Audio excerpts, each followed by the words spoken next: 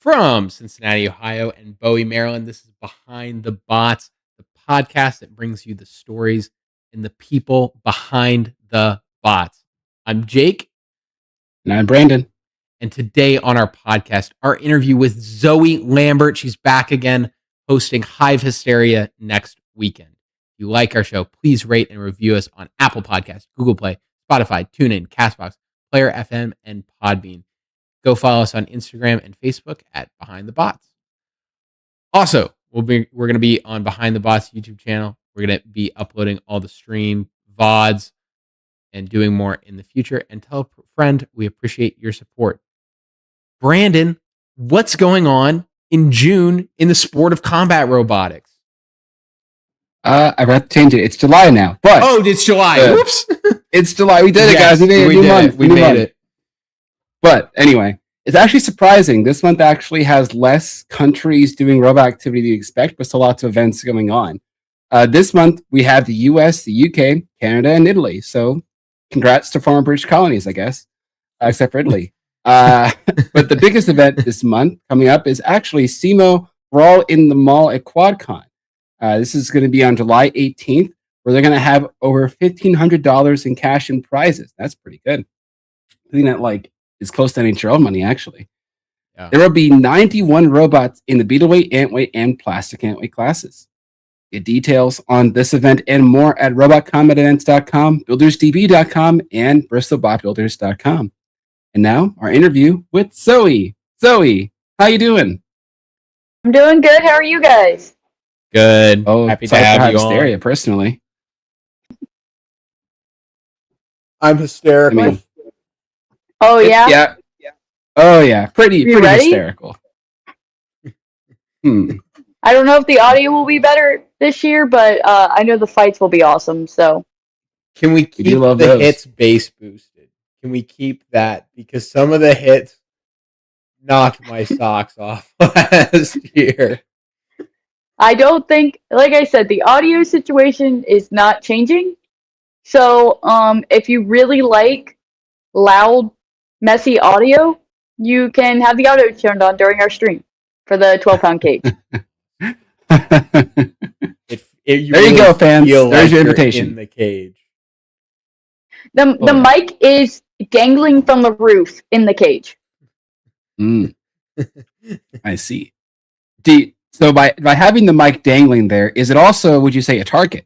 So the robots aim for hitting the mic during the fight? Sure. I mean, it's not too exposed, luckily. But it is there. So if you hit the roof hard enough, I'm sure it'll do something to the mic. Be careful. Oh, absolutely, absolutely. Listening. Matt's gonna go for it. So, before we get too far into it, still wanted to at least bring to those who haven't heard the big excitement, and one of the big reasons we wanted to have Zoe on is because Zoe's hosting a ton of events, namely Hive Hysteria. So, Hive Hysteria, really cool event. Got some really cool announcements coming up from it as well. So, Zoe, tell us what's new with Hive Hysteria, if not the audio. Well, so we have a few upgrades this year to our cage. The big cage in particular has no moat anymore, which, to the disappointment of some, is a good improvement because it means that you can't win by just getting out of the arena in your opponent. Our little cage has giant, really tall kick plates, so if you get stuck on it, that's your own fault. I don't know how else I could prevent it at that point. And Hive Hysteria for this year, our winners in the 3-pound weight class and the 12-pound weight class get a wild card slot to the November NHL Pro Tour. Wow, that's pretty big. So, I mean, I guess there's been a couple other maybe events across the country that have started doing it, but it's really unique hearing about sort of this building out of NHL of this sort of like feeder league or bond league system.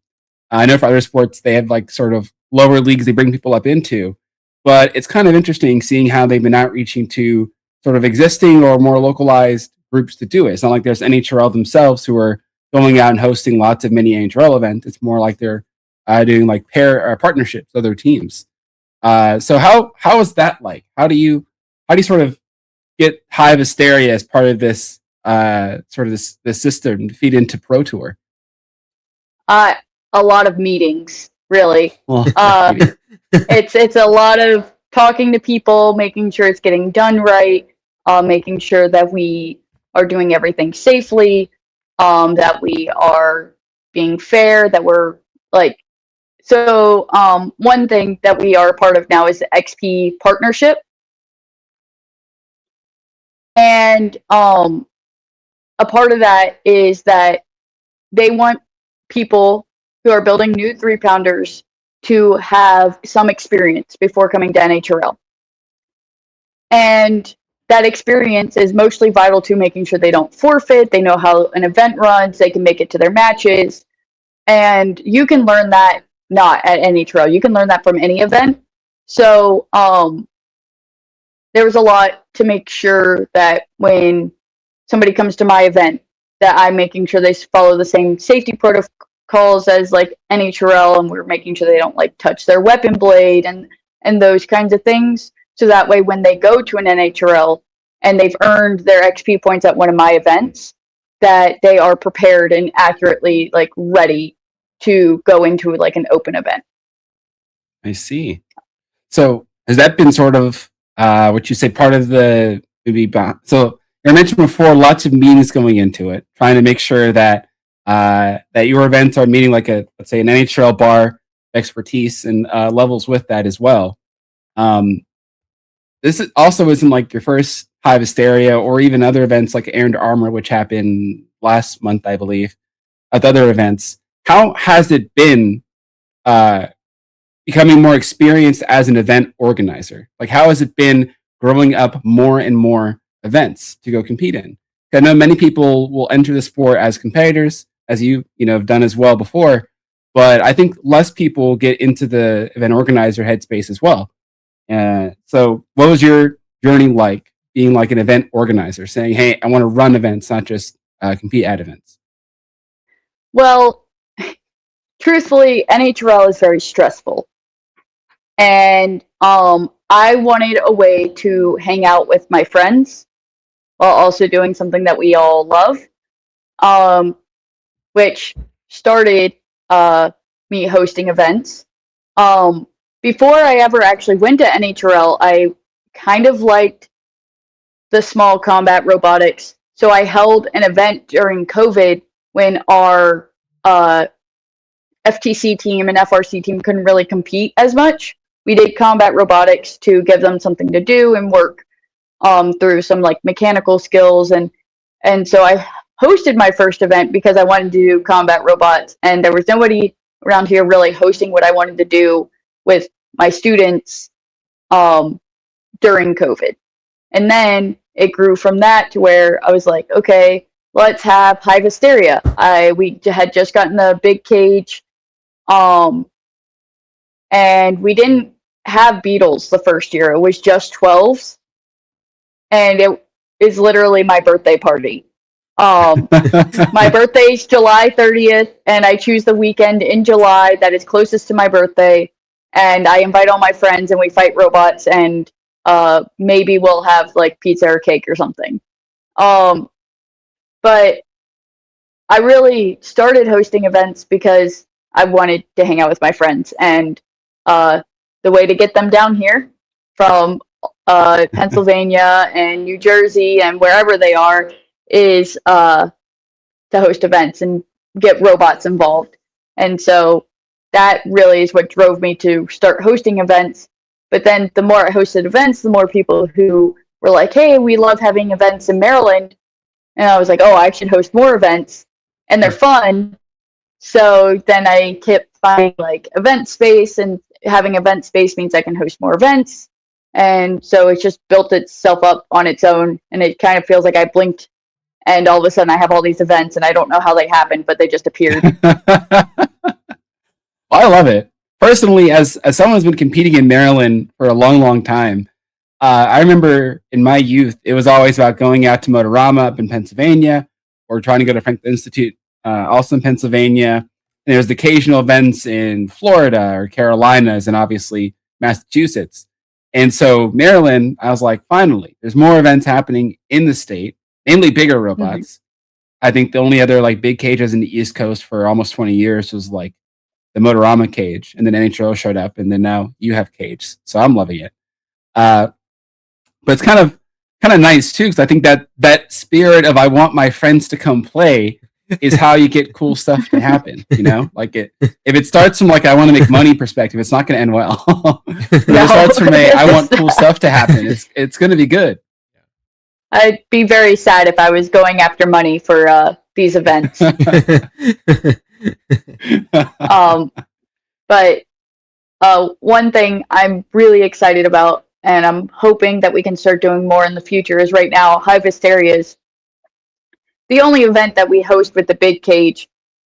And I would like, once we do our cage upgrade where we can start having 12s and 30s fight in it, I would like to host more big bot events, because I think that right now the main place for big bots is Motorama and NHRL.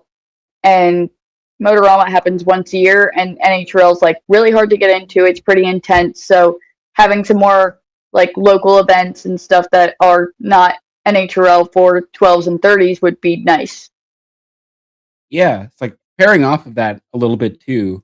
So you mentioned at the beginning, one of the big points about the XP program is you wanted to have robots get more established. So we can see NHRL having, their goal, obviously, in working in partnership with you, less forfeits, more regular fights, faster repair times. Hopefully everyone just gets more refined. The goal is they don't want version 0 showing up at the event. They want like version 10, where it's fighting at its peak against other robots at their peak. Is the same vision sort of what you're imagining for the big cage if you do more 12s and 30s?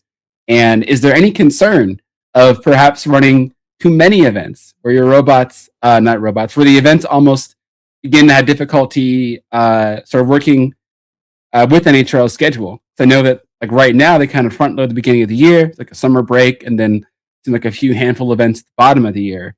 Is there ever like a concern there about the like almost a competition for numbers, or are you not really worried about that kind of a thing? I'm pretty luckily NHRL does often put their schedule out early in the year, and the past couple of years they've always done it like the first week of the month. So I try to pick a midweek, so that way I have a weekend and a weekend before and after an NHRL. I would love to be in the situation where I could host an event like once a month, even if it's just a small like ant event or plant or beetle. Maybe not as intense as some of my other events where I do beetles and plants, or like Hive Hysteria where I do 3s and 12s, but just anything really. But yes, as it develops, I'm keeping an eye on the schedule. I don't want to burn myself out, because the last thing I want to do is build up this big community around it and then not be able to continue because I'm burnt out.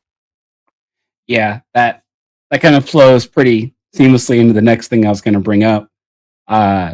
With being a competitor and an event organizer, I imagine burnout can come out. Because Jake and I are doing like a roughly once a month podcast, and we're still like, ugh, sorry, next month again. I have to plan new interviews. And that's why like, a Thursday afternoon, Thursday evening, and then we're doing all the robot stuff outside of it. But you have the whole Honeycrack team that you're managing, these relationships, which we'll probably, ask more about that later, getting all the event venues building up and stuff.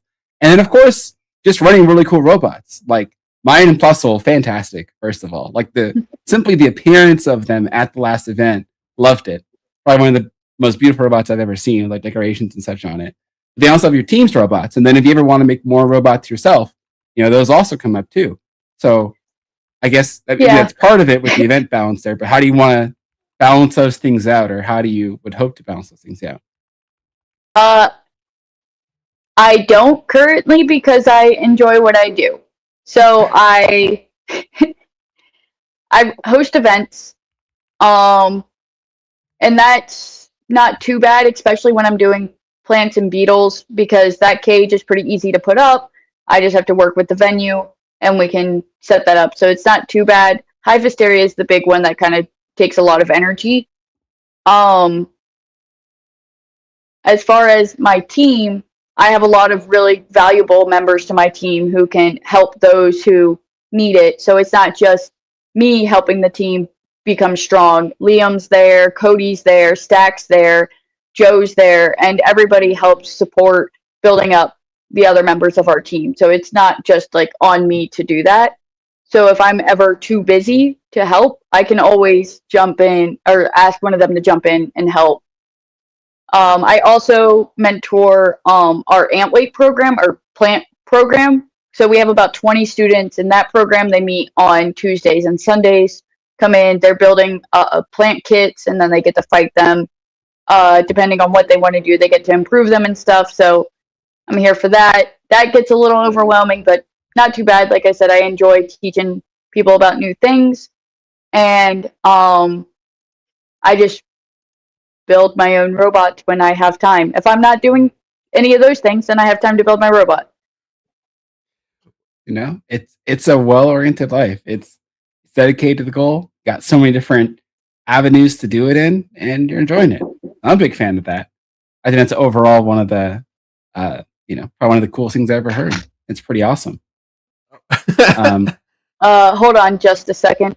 It's an active situation happening.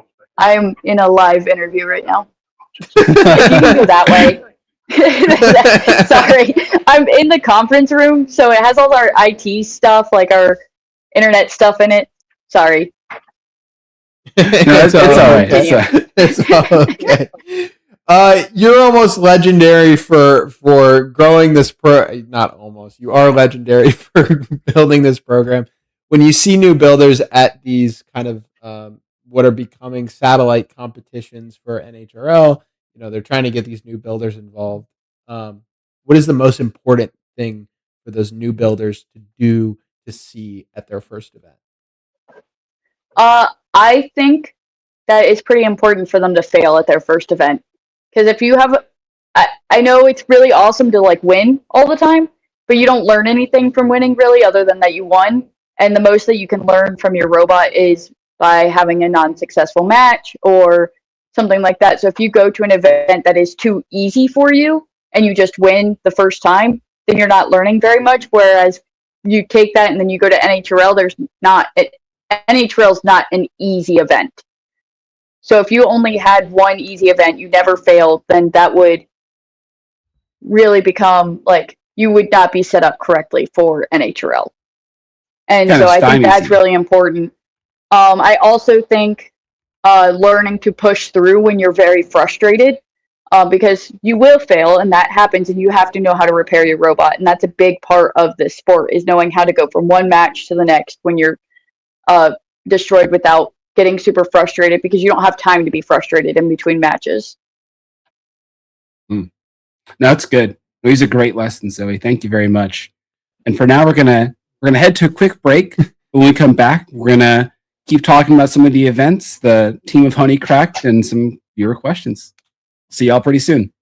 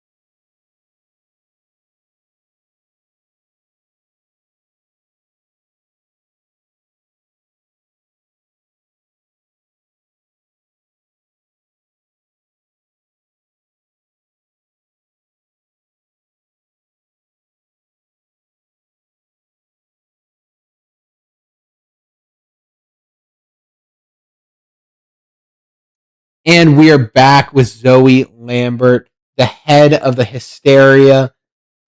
We're excited to have you on. So in having these conversations with both NHRL and other events locally, what does building those relationships look like? What do those conversations look like in terms of getting your safety up to spec? What does Kelly want you to do? I mostly actually talk to Casper. And he's been really awesome. It's not really that they're worried about anything, they just want to make sure. And then they also, I believe they do this with other XP partners because there are others, is making sure that we're all happy with the decisions that are being made and that we're all agree with how XP should work at these events and everything. So that's mostly what those meetings have been about. Our other events, like the ones at the fair and at the air show, it's been a lot of just working with the people who are in charge of those to make sure that we have space. I think a lot of the time when we first do these things, they actually don't know what's going on. They think that we're just doing robotics demos. And then by the time we get there and I explain, like, oh yeah, they're actually like fighting robots, and that's why we have like 30 people here. They're like, oh, okay. And then they get really excited about it afterwards. Like, so the fair people last year, we actually brought them to our shop, showed them plants fighting, showed them hitting stuff, showed the robots in the cages before we had the fair event. And they were like, oh, this is much cooler than we thought it was. Like, they were excited about it already, but Nice. they, like, yeah, after seeing it, they were like, oh, okay.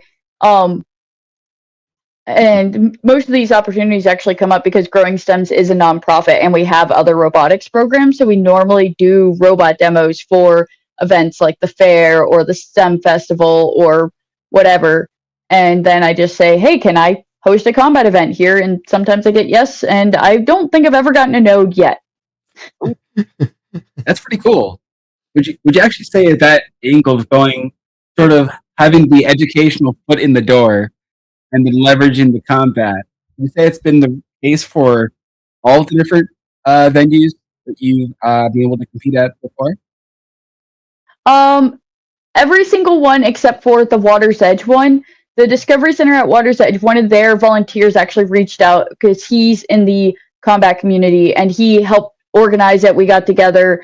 We figured out what would be best for both organizations.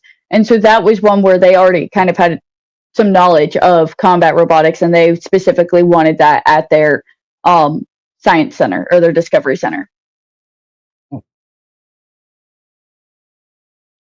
So as far as I guess going back to the XP and Pro Tour programs that being set up there, is there like any sort of limitation? Are there any like certain rule sets that you have to buy into? I know the Spark rule set's very common. That's sort of been used. NHRL has their own rule set, of course. Frequently, what we see across the country and really the world is a lot of events have like their own tiny rule sets. Very famously, there's some events that are like PLU plants versus all PLA plus or yes plants. There are some events that will have like 2-minute fights or 3-minute fights or so on like that. Like, was that something that gets discussed heavily, or is that something that everyone's had to worry about much, or even just like judging or stuff like that, or is it more free?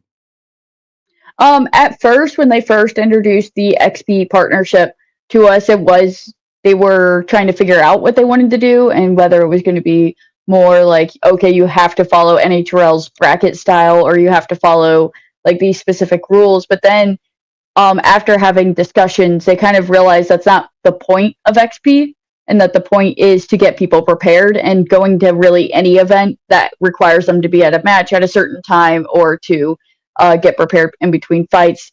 That's what prepares people for competition, not necessarily like the judging style or the competition bracket, but just the fact that they have to get their robot ready, they have to fight, and actually like get that far. So you have to get like top 6 at one of my events. I think it was the Air and Armor event and Hive Hysteria to be able to go straight into open at an NHRL event. And It's actually kind of hard, even if we have a small bracket, because I invite all of my friends who are like Team Defective and and Honeycracked, and so they're all pretty good. It's hard because Liam and Zach are still there. Yeah, like to sort of like jumping on with that, Maryland has through these events and others, but a lot certainly with these events, become a hotbed of very powerful teams. Like you have your team, of course, like you said before, like Effective also comes down and does stuff. Leatherbacks have been steadily growing in the past 2-3 years. Definitely. So like most events have like these 3 groups at least, which we're all trying and to you bear always down have Lars. Lars is always competing. Oh, Lars is like Thanos. So the plants he is the powerhouse. Mm. So oh yeah, cannot forget. It's kind of funny. Like if they're, I know that we enter for like the farm league system in the same way. There's like a recruiting, like a D1 recruit for Leatherbacks. Like there's it's too easy if you were to ask Leatherbacks like, what do you want the future to be? Like, we want Lars to come here too. And so it's funny seeing those events. He's been handily fighting against them, sometimes winning, sometimes losing. But either way, it's iron sharpening iron. And so especially because of those robots like Lars in, we've seen a lot of these kind of robots go out to NHRLs, like be pretty serious. It's really cool seeing that.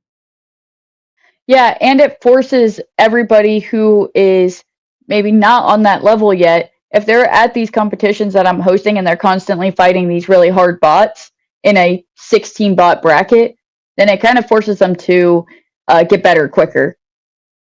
They want to be competitive with these people that they see all these other robot designs and get inspiration, and they get to talk to people who have all this experience and are winning these events.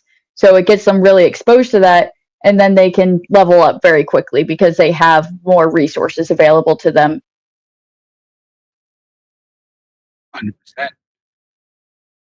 100%.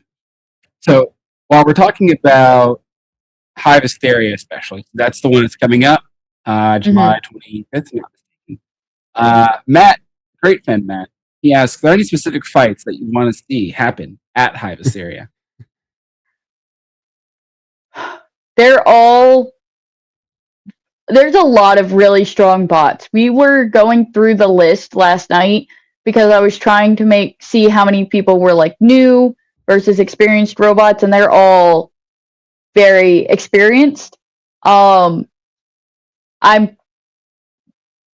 year there was a lot of talk of people breaking my cage and that they might break the cage, and I think that could happen this year. And I'm prepared with extra polycarb just in case. The walls are really high, so hopefully that doesn't happen. But I don't know if there's a particular one I'm ready to see or like I'm looking forward to see. I'm excited to see Reaper fight. So Colin drove Reaper and Honey Bombers at the June NHRL with me, and Reaper's the horizontal, and he was doing amazing. That's the first 12 that he's actually like operated other than like a mini bot, and he was killing it. And so now for Hive Hysteria, he has made a full weight Reaper that he's going to be competing with. So I'm very excited to see how that goes for him. But I think classics, anybody, like I know Team Defective goes against Team Defective quite often, and those are usually pretty good.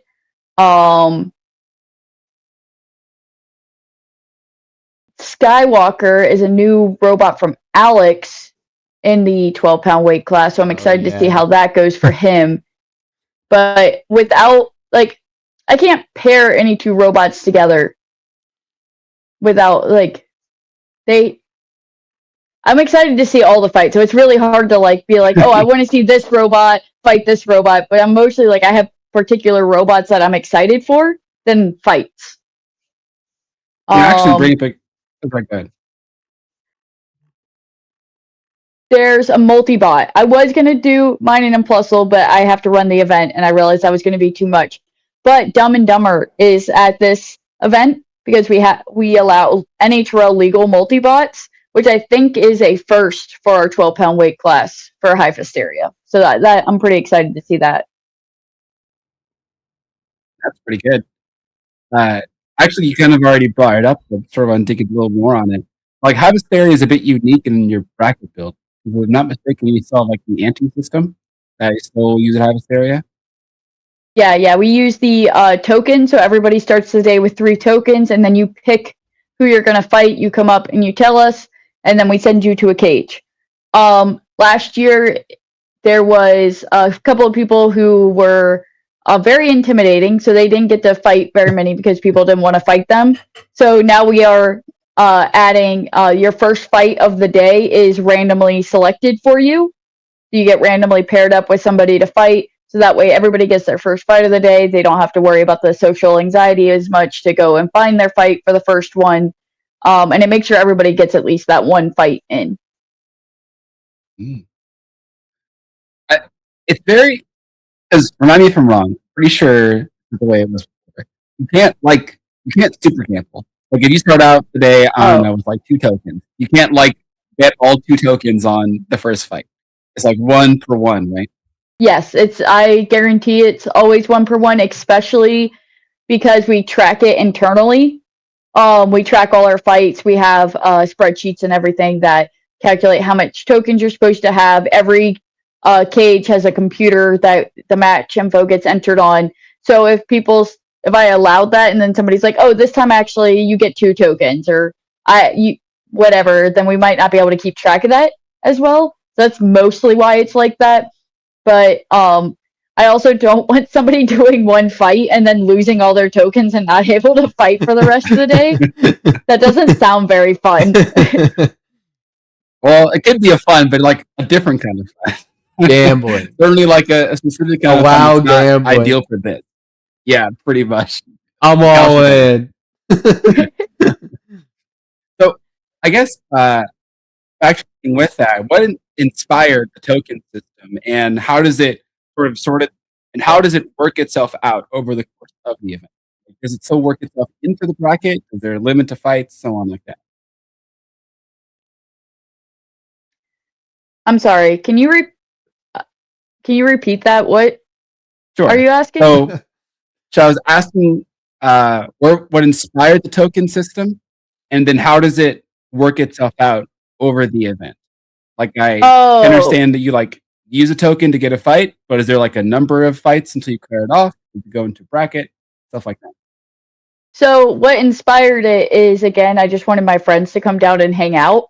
And a lot of the times that means preparing for an NHRL. Like there's something that we need to work out in our robot, and running a bracket is super formal. And if you have to repair your robot or you're not quite ready to do that, then that can make other people miss their fights. And that's not very fun. So when everybody's just kind of testing and wants to know what's going on, the token system allows you could fight once and then work on your robot the rest of the day. Or you could fight as many times as you want. And so it lets you decide what you're ready for and compete like that. And that way nobody is like losing a fight because somebody has to forfeit and nobody's being forced into a fight. But we are cutting it off around 3 p.m. We then take the top 4 from each bracket or from each weight class, and we put them into a bracket and to find which ones are the number 1, and then go down from there. Sometimes there's ties. We actually use the number of matches that you've had as the tiebreaker. So again, all this we have like right now it's spreadsheets. Eventually I would like to make it a little bit better than that, but it's all automated. All you do is you say you put the match in, you say who won the match, and then it figures out like what everybody's rank is, what like how many tokens they have and like how they're doing and everything. So that way it's really easy for us to just take those top 4 and put them into a bracket. Interesting. Like you could have a case where you have someone who's fought, let's say 9 fights. They win 6, lose 3, because they get 6 positive. Here's someone who's had 6 fights, they won all 6. like in that case, they're technically equal in wins. But because the assumption is that this guy fought more, is the idea that you gain sort of more experience. So it's part of that XP goal of encouraging more experience in it. Yeah, it's to encourage more fights. If you want to win, we want you fighting. Because there is a way to break the system where you could be one of the top people just by not fighting at all. So, like, if everybody does pretty poorly and you start the day with 3 tokens, you don't fight at all, then you end up with 3 tokens and other people are down to like 1 or 2. So you could end up in like 2nd or 3rd place by not fighting at all. And I don't want that. I do want to encourage people to fight, and I want the people who win to really earn it. I like it. It builds that experience mentality. I love it. Part of why I'm afraid of it, because I guess why others are afraid of it too. Because it could lead to like such a brilliant berserker energy where you're like, I'm just gonna do all the things. I'm just gonna throw everything I have at it and just have an excellent day.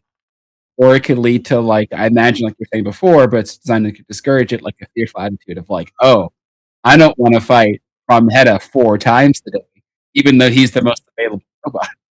But it's trying to encourage you to be like, okay, maybe you can learn something by him and you can try that. Yeah, so on and so forth. I am being a little bit more restrictive this year. I think last year we were a little too nice, where when somebody couldn't find somebody to fight, we put them on a list, and then we'd say, oh, so-and-so's on the list, do you want to fight them? And then they could say, no, I don't want to fight them, and then they just went on the list. So the people who were on the list who either couldn't get fights or people didn't want to fight them, they never got to fight.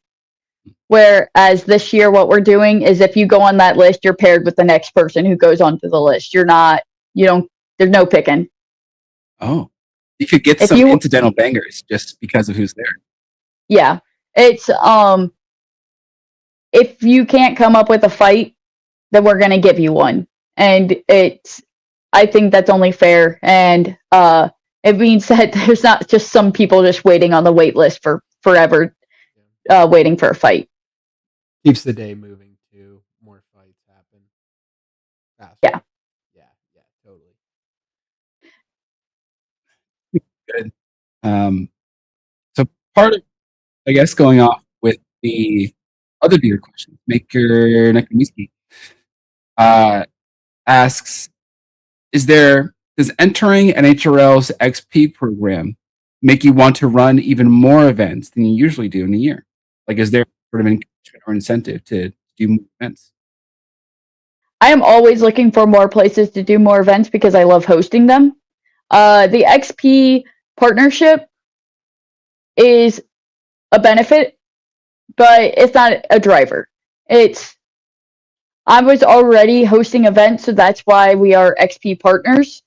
But I will always try to build up my events, and I'm trying to build up the amount moving forward in the most practical and non-burnout way possible. I really hope that, like I said, I want to host like one event a month if I could.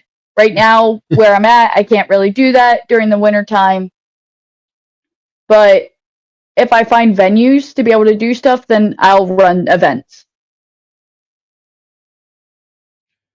I guess with that, what has been sort of that preparation process for event running been like? Because I know, like mentioned before, last year, with the addition of a 3-pound cage, you're able to expand Harvest Area like a 12-pound only event in the big cage, so like a 12 and 3s, and they do things like Iron Armor, Barnyard Brawl, a ton like that. What other stuff have you had to kind of work out the details of, just by virtue of being an event organizer, especially one looking for more and more events to do? One, making sure that event registration costs are not too much, but they're enough to cover any maintenance to the cage. We are making sure, like, this year the bumpers are different in the 3-pound cage and the 12-pound cage because people didn't like the bumpers that we had, or they didn't like the moat, or they really like the moat, but a lot of people don't like the moat. Bob really liked the moat. And so it's about making sure that my cage stays maintained, stays practical and is not making people super frustrated with it. Because that's the last thing I want to do. I don't want people to be frustrated at one of my events. So taking everything that we're doing at our events that happened in the past, learning from them and improving them for the future is like a lot of the learning and the work that goes into it, because there's not been one event so far where I felt like I could go into the next event without changing anything. Mm-hmm. We have our timer systems that we are improving. We actually just bought a timer system for both the big cage and the little cage from somebody in the NHRL Discord who has been working on them. And I think there's actually lots of organizations that have bought timers from him, and they're really cool, and it's a great platform for us to build off of. And we definitely plan on doing that. I am adding better lights to the 3-pound cage, so that way when we're outside and it's really sunny, you can see inside the cage a little bit better because it's brighter in there.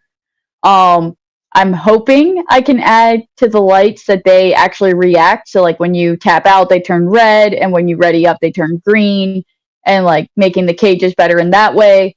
So there's just a lot of things to make it like, we've been to NHRL and we see what the lights can do. We see like what production can be, and we would love to at least get the builder feeling like it's very consistent and that they're not losing because of something with the arena or something with the lights. So I strive to make it better, and so that's where most of the work comes in, is maintenance and improving. I like the idea of like creating parity between events as much as possible, because I remember when I guess everyone here first like went to NHRL and saw the production stuff, and like, oh, this is like closer to a TV set, because you have like the interviews, you have lots of the reactive lights, you have like a staging area where you go down and stuff like that to make it feel like more of a production. But NHRL is kind of like a unicorn. You know, it's not supposed to be like how every single event is. And I'm sure for many people, it's kind of probably a little bit jarring, where your first introduction to this little sport, especially like a Beetle 8 robot, is kind of, and it feels like you're being shoved on television, especially compared to like other events perhaps that may come up, like the local events, like we were saying before, where it's like much more normalized, but still like want to maintain a level of competitivity. But even so, NHRL is still pretty unique, and probably one of the more unique things about it is the more recent announcement about the September Pro League event coming up September 12th, I think, something like that.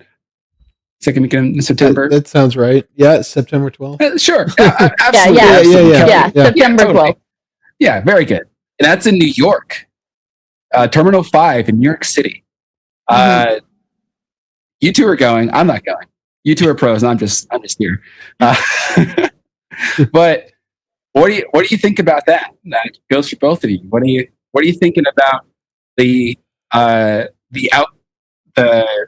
non-Norwalk NHRL coming up?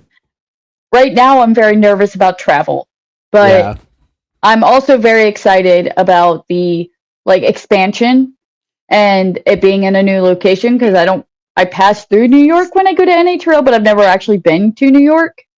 And the venue looks cool, so I think it's going to be a lot of fun.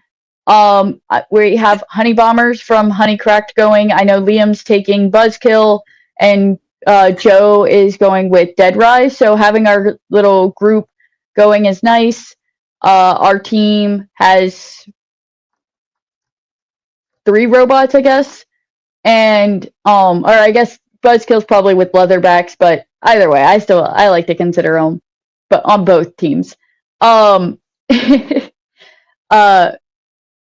it's going to be a fun experience. Like I said, I am worried a little bit about the logistics of it.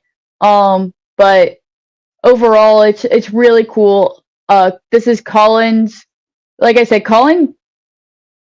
This was his first 12 that he was driving. He has been helping Liam develop it. It's mostly a Liam design, but Colin has been heavily involved in all the improvements and stuff that are happening with it.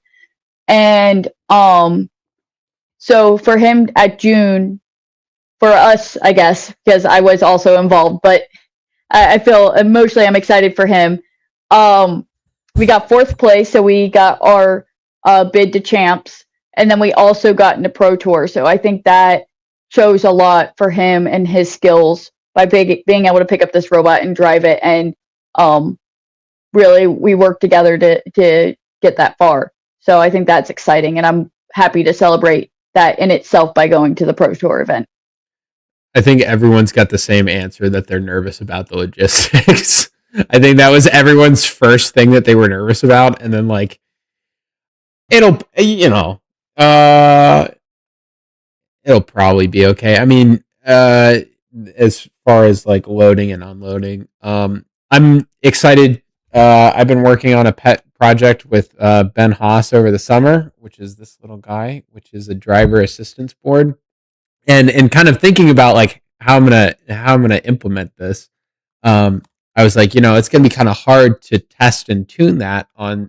NHRL's got the big cages downstairs, and they have the medium cage upstairs, but the medium cage is always just like destroyed. And like the idea that I would have to like test and tune it on that floor and then go downstairs to the floor downstairs on Saturday was a little nerve wracking. So when they said they're like, okay, we're gonna do September, I'm like, okay, what's the test cage situation?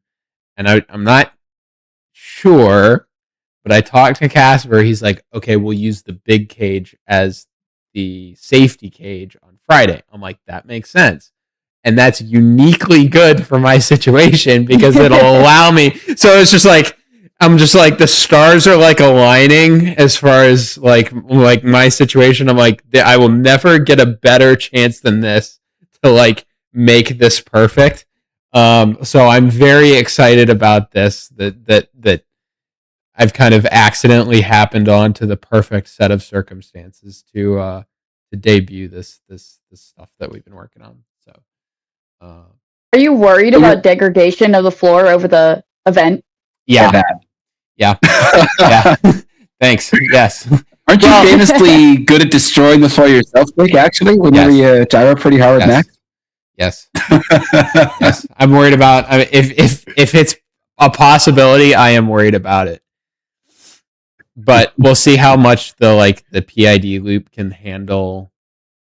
Like if the tuning is good at bad floor, and if the tuning is good at good floor, like I don't know what the difference is, Like is it, because like obviously like there's an ideal set of PID values for when the floor is perfect.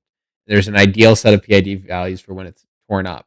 But what's the range at which both of those operate, and like do those overlap? So I'll tune it here at the house. I've got a floor downstairs that's like pretty destroyed, and I'll tune it on that, and then I'll take it and see how it works on the floor that's fixed, and if it works good enough, then we'll do that. I don't know. On my hardwood floor without cleats, it was pretty similar to my test floor with cleats. So you need a good. potentiometer on your controller where one side is clean floor and one side is messed up floor, and you slowly throughout the day you just like scroll that to tune the settings. I've thought about how fun it would be to have a P, I, and D potentiometer on my controller so that I can like adjust it. Actually, that's a you know what I could do? I could have the control signal also serve as a tuning signal for one of the variables. Let me think about that. What I'm hearing is you're thinking of how to improve it in real time. In real time. The gears are turning. I had one conversation with Zoe. Ooh. Because right now I've got a pass through to go back to normal mode. Mm-hmm. And if that's low, then it passes through. But if it's high, then it's normal. But I could use that as a tuner as well, because then I could just have that once it flips up. That way, I'm not like adding a weird channel. Ooh. Now, is that like maybe do an event first? Yeah. See if you need it. Yeah. Yeah. Actually, I was about to It's ask not you with that, impossible. Jake. That's something that you're seeing is unique for Maximizers, or something that you were thinking of like expanding on for other ideas? Because I think in Robot Combat, the idea of like driving well is underrated. Yeah. First of all, and second of all, I think most people's only experiences as far as like trim on the controller and call it a day. You're kind of already thinking a little more on that. Yeah, so Ben and I have been developing this. We've gotten a ton of help from Cody because all roads lead to Cody at some point, I feel. As far if it's like electronics related. And then actually Aaron Fan has been a big help recently too, because he did something similar on John Undercutter. It's kind of it's cool that we've got the summer break because it allows everybody to like bite off a very big project for like 3 months and not like that's all that they work on. And it's interesting. So Grim Ripper's got one now. There's someone else with one, and then we've got ours. So there's at least 4 systems that are kind of getting rolled out this fall, which should be interesting to see how those like converge and diverge in like how they operate. And Are they all horizontals? No, RoboCat's avert. Oh, okay. Because we're Well, gonna put it on RoboCat too. We're gonna put the same one in Max and RoboCat. So what I'm interested in is how RoboCat, like how much gyro do we want it to cancel versus how much does the gyro feel like kind of natural? But I don't know. I'm not a vert driver, so we'll just have to like tune it and like find out. You know what I mean? And like that's the fun part is that, like because we don't have a test cage here in Cincinnati, so it's just like make it as dynamic as possible. And that's why I kind of like the idea of the potentiometer.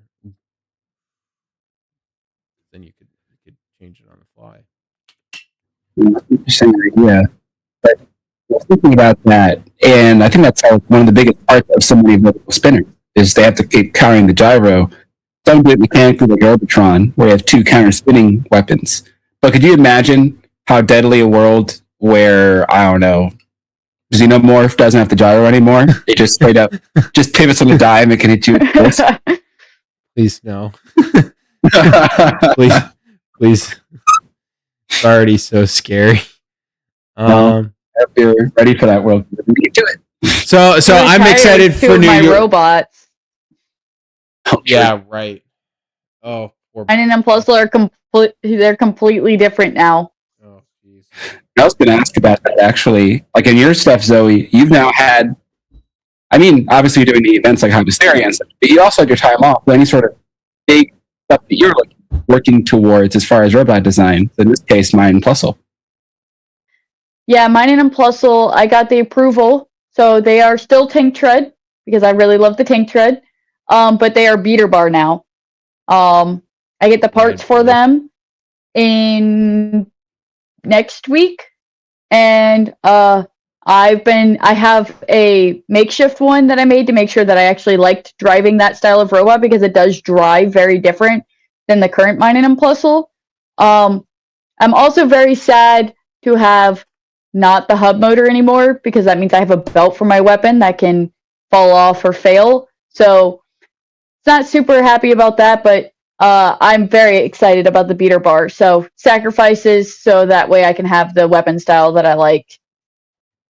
Do you think the beater bar is going to lend itself really, really well to the multi-bot form factor? The beater obviously did well on the beater weights, but how are you imagining it for the 12 pounders? I imagine that Matt's going to drive it way better because he drives cheese, and Blue Cheese is a beater bar, and he can kind of just hit stuff with it. And so I think he's going to go crazy with that robot and have a lot of fun.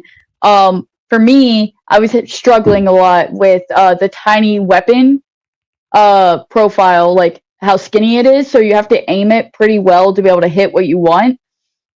And the structure, since it has like multiple upright pieces, you have the weapon upright, you have the side rails, trying to fit that into 8 pounds just was becoming more and more difficult as I wanted to improve things. I wanted to have it aluminum because I wanted to have it strong, but I wanted to have a big weapon because I liked when I took off Buzzkill's weapon. So, like, all those mean that I wanted to build a 12-pounder. Like, that's not realistically going to fit into an 8-pounder.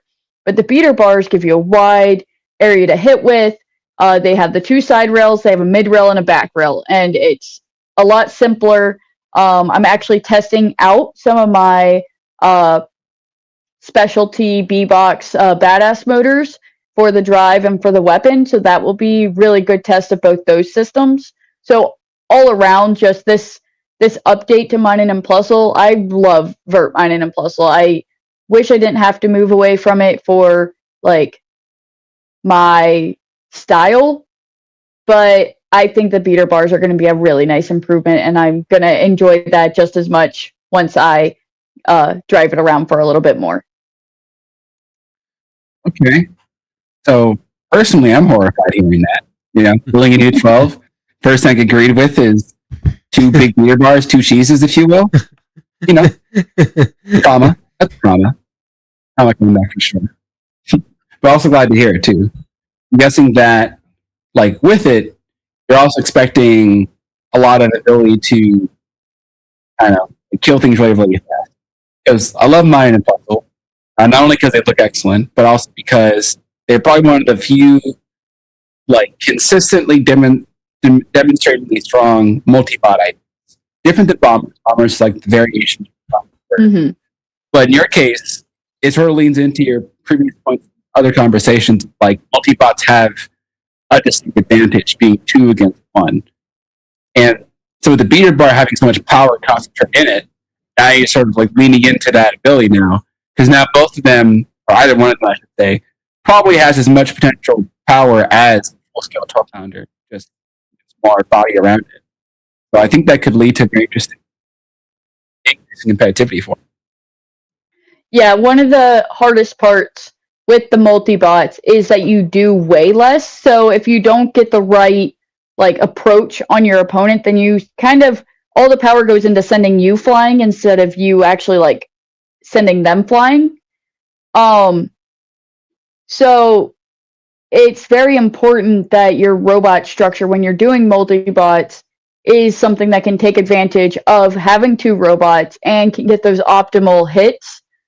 And the beater bars are just going to make it easier to do that. And it's also like, I also get bored.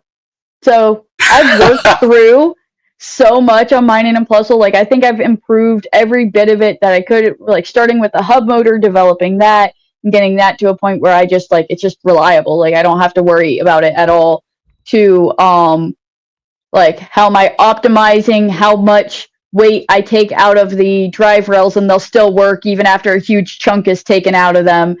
And so I've optimized the hell out of that. Sorry. I've optimized that like crazy, and I think I'm done. Like, I think that I've reached what I wanted with that. It's also, I'm not satisfied with where I got. I need more weight to do what I want, and I now can start developing again with the new Minen and Plusle, and I can start utilizing the weight in a different way because of the different structure. You think there's still places for the hub motors? You know, is there, you know, at least, the very least, like they package so tightly, so that part's still pretty cool. But I wonder if you still have like a vision of where they could go, or at least be applied if they got to Plan Evolution. I don't plan to stop using the hub motors. I spent so long coming up with these custom hub motors. They're super reliable now. Like, Void uses them. They're still used in the Vert for honey bombers. We use the big version in B-Force. I love hub motors. I am so excited, or I don't want to say excited, but I'm very proud of what I've built, and I don't want to leave that behind. And I know if I stop using them, I'll forget all my like knowledge that I've built around them. So I gotta use them in some sort of robot. And make a blog. I don't care. Oh, yeah. I love it. I love information sharing. It's always But- funny when you like design something and then you walk away from it, and then like months later you look at it and you're like, "Whoa, I designed this? Like I forgot everything about it. Like, oh no."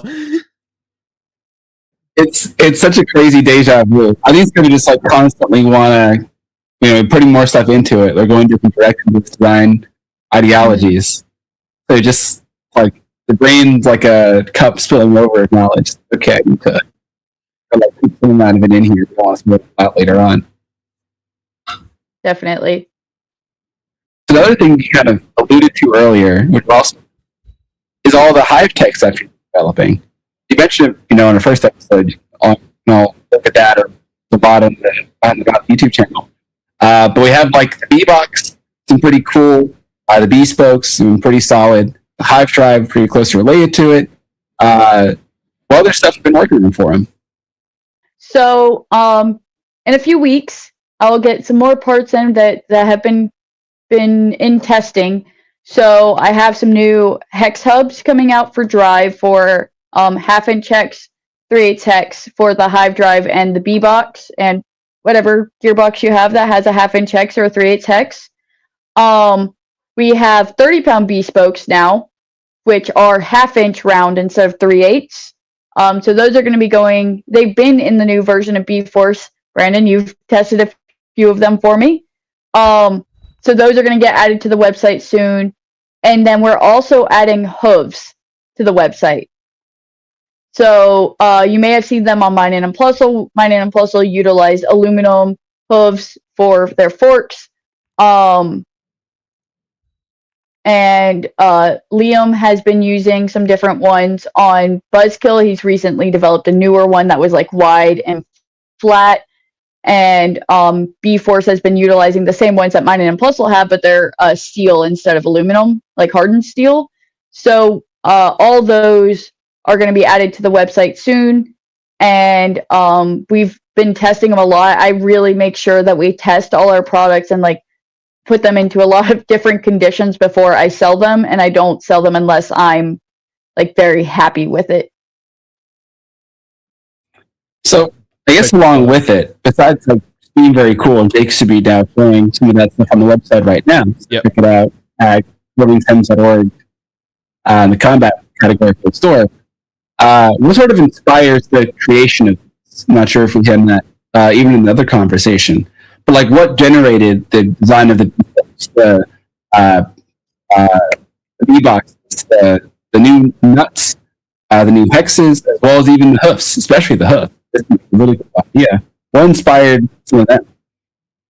So we have a big team, and robots are expensive. The more you buy of a part, the cheaper it becomes when you get it manufactured or whatever you want to do. And with us being a nonprofit organization, we do have like fees to be on our team, but I try to keep that as low as possible and make it to where people can still build the robots that they want to build.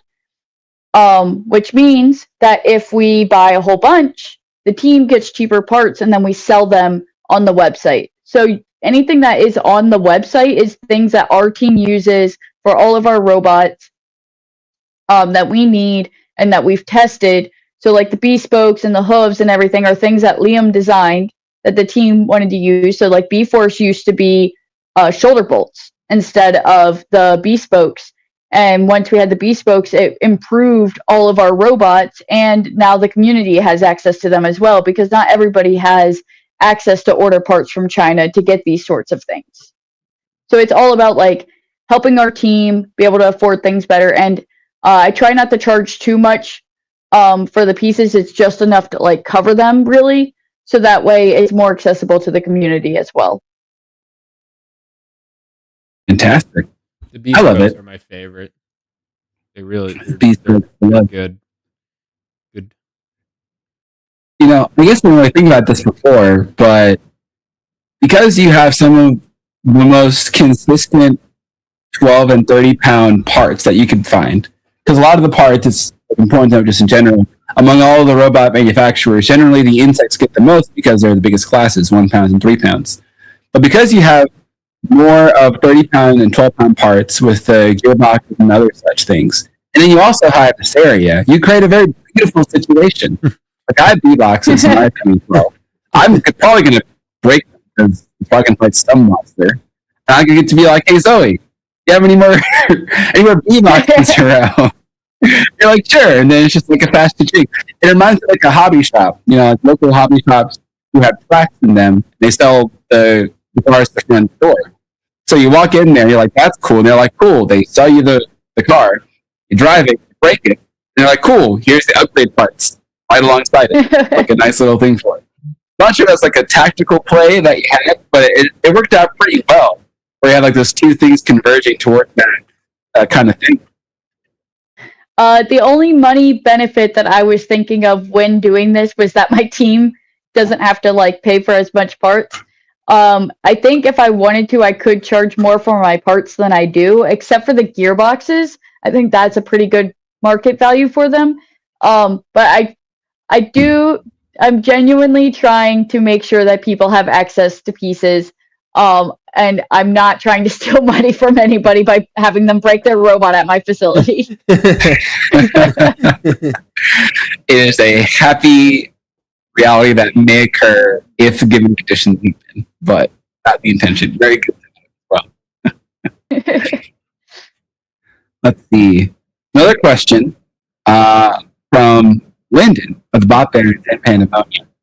You know what? A classic question. What's one hot take you have regarding combat robotics? Oh, I have to think. I try not to think mean thoughts. Good strategy. Yeah, so there's not a lot of hot takes. I have one that's not going to make very many people happy. But like, I when people complain about any event, not I know there's a lot of complaints about NHRL and how they have like a house bot or whatever. I'm like, I'm happy to be here and I signed up to be here and I knew what I signed up for. So if you don't like it, don't compete there. That's my hot take. And I know a lot of people don't like it because they just want things to get, like, you don't get better unless you provide productive criticism. But also I feel like event runners are allowed to do what they want at their events. Yeah, right. There's a balance. So that's my balance. Yeah. Yeah. Yeah. No, I get that. But when it comes to like this is a stupid one, but like my floor was yellow at Air and Armor, and that's because I walked into Lowe's to get paint and I saw the gray and I saw the yellow and I went, oh, it's my cage, and I got yellow. So if anybody complained to me about that, I'd be like, it's my event, I can paint the floor yellow if I want. Nobody's complained about it, but I was trying to come up with a scenario. But like, so there's some stuff where it's kind of like, it's the event organizers event, so they can do what they want. There's a certain level of respect you sort of implicitly acknowledge when going to an event. Yeah. And that's sort of something that has to be remembered as well. So I guess with that, and actually a little dumb question, side tangent as well, are you going to add more, are you going to change the colors for the floor, for the arenas, for Harvest Day? Are you going to go with a chartreuse next time out? I mean, you have free will. I still have yellow paint, so it's probably going to be yellow. The issue is that when I paint the floor black, everybody decides to do their robot black in some other color. So then you can't see the robot. Yeah. So I was like, oh, I'll do gray. But then I saw yellow and I was like, that's bright. Bob does have a robot that is all yellow, so that might have been a disadvantage for him. But it was fine. The 12-pound cage, I still have a ton of paint for that, so it's probably staying black until I run out of paint. Or it'll go to gray. But I think if I made that yellow, that I would have to suffer all year with a yellow floor that is shining in my eyes. High visibility floor. Ooh, you should paint it reflective. Yeah, Chrome chrome. floor. Yeah, chrome floor. Oh my goodness. I wonder. Go ahead. Are you on a laptop right now? Yes. Can we take a tour? Of the hive? Yeah. There's people here, so I have to. You're gonna get kids laughing at me, but I can. Let's see. Can That I is swap my A-okay. camera? Oh, it just died. We'll see. Oh, For the audio listeners, nothing's changed. For the video listeners, everything's about to change. That's how you use free will, guys. You can just pick up. Okay, there we yeah. go. So we can go on a tour. Here, let me take my keyboard off and just carry my tablet around. All right. So we're in the conference room. Woo! All our IT stuff is back there. Those are some nice chairs. Those look really comfortable. Then we have the Vex room where we have our Vex IQ teams. We go down the hallway and you enter through the door. We have our check-in system, so we can tell who's here. Yeah. Are you going to zoom in on any of the photos of you that are in the hallway, Zoe? Oh, there's only this one. That's the one. Then we have our kitchen. I'm realizing I have everything. I have the stream mirrored. And so imagine everything that is on the right is on the left. I was like, wow, there's been a lot of changes to the hive since the last time I was there. Combat room. All our stuff. So we have robot shelf. There are a lot of robots. Oh my gosh. Toolbox. And our part storage. So if you ever need to build a robot, which I think Liam's doing right now, is that he is finding random parts in our part storage and building a robot with it. That's awesome. So, oh, look at all the wheels. Yeah, there are wheels that we don't use anymore. And then our robot grave is gone. I don't know where I put it, but you can see we've removed the moat. Oh, so punching air right now. These metal walls are leaving. Shout out to Luke and all the rest of the Copperhead team in Colorado, and Pete. I'm sure they're just like punching air, seeing the cage. Oh, look, it's the B-Force. Oh yeah, in a pile. In a pile. And then we got our camp stuff. So we have a lot of the FingerTech robot kits. We run termite camps, which are wooden robots. It's not really a weight class. Mm-hmm. And our ant weight stuff, which is kind of just in boxes right now. Oh, we can put this on camera. Let's see. Last year, Pine Victus exploded a battery. Still right there. Gotta tag Alex Wang now. Just gonna add him. Yeah, it was soaking in there. The FRC team is here, so you guys get to see a bunch of high schoolers. So we'll go. This is the hallway for FRC. They have all their banners. So many banners. Yeah. Oh, you can see Colin. We can go bother him. Colin. All right, guys, warning, I'm doing a tour for my interview.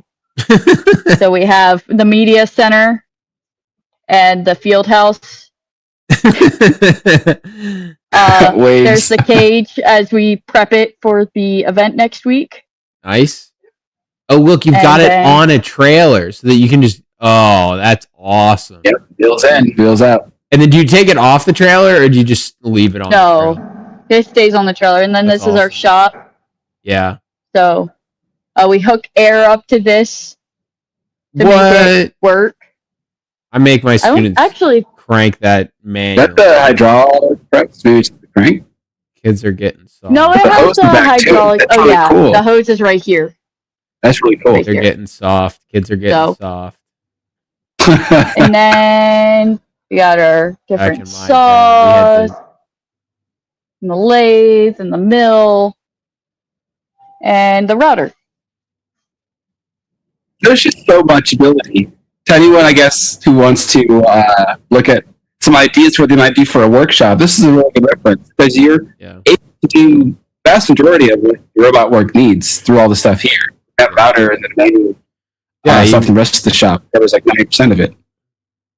You've got like FRC all the robot like allowed to tier be 2, like the highest level, like tier 2 equipment. This is our Bumble, which is our outreach robot. It shoots balls. Nice. This is the FRC robot. It also shoots balls. It has a hairbrush inside of it. Would you say it's also a big part of the effectivity of the FRC campaign because hairbrush a common tool? I don't know. Is hairbrush a common tool for FRC? No. And like everyone has. There's Colin. He's gonna be driving Reaper. Yeah. Are you excited for Pro Tour? Yeah. I don't know if you guys can hear him. You cannot. Okay, well he said yes. He's excited for Pro Tour. Very cool. Very cool. So now we can make our way back to the conference room. All the wood that we have to put in the cage this weekend, making everybody walk over it. We got the field house. And all our tables that everybody's going to use to put their robots on. Nice. Get excited, have hystericals. So I'm hysterical. So that's like, it's a house tour of the Hive. There you go. Yep. It's really cool. Aww. I think that's really it. Oh, there's a big. You can go right here. You got the Hive logo and dumpsters. Nice. Woo! Yeah. All the dumb. Oh, those. You're gonna need bigger shelves pretty soon. Yeah. I know. That's great. It's good stuff. That's great. Sets the tone. You're Can't coming to show you have guys, hysteria. How I get in here. Eyeball scanner. That's really cool. No, this is the kind of stuff that people should aspire to. And I guess part of the beauty then of Hive Hysteria is new builders show up like, oh, this is what I would either want to be a part of, especially if they live in the area, or if they want to prepare their own stuff to grow it in the future. Look out. So, you're a new builder. You're curious about what to do to make robots. Reference this. And if you ever need any help, we love helping people. A big thing of what we do is education and helping other people develop their robot teams or develop their robot. So if you need any help, feel free to reach out. If I don't know the answer, I'm sure we have somebody here who does. It's awesome stuff. It's highly recommend. You want to crack good people, growing some good organization. I support them all. Okay. Let's see. I think that's all the big stuff I'd talk about. Jake, any other party questions that come to mind? Sorry, my mind just went blank. No, I do not. I'm hysterical for Hive Hysteria. I'm very sorry that I'll be missing it. But I am excited. I know. You're going to have to make it out here there at some point. I know. I'm considering my options as far as I can. You know what? I'll let Just you know. move to the state. Just move to the state of Maryland. Simple as that. Not that far from Cincinnati. It's only 10 hours. That's just a day trip for you. Quick. You'd be surprised. You'd be surprised. Now, are you regretting not signing up for Hive Hysteria with the Pro Tour invite? Because do you plan to compete at October to earn your Pro Tour spot? No, I'm going to September Pro Tour. Don't want to go to the November one too? No, because then we have champs. I can't. Are you saying that you don't want to fight Brazil because they're going, and New Zealand because they're going? Their top robot from Brazil and New Zealand is going. Exactly. I was on a plane on the way back from California recently, and the woman who sat next to me, she's like, "I'm from Brazil," and she had very little English, and all I could translate was, "I fight robots against Brazil, and they always win." that was the most I was able to lob that one across the language barrier. But I still don't think she. I was like, "Look, Black Dragon, like, see." So,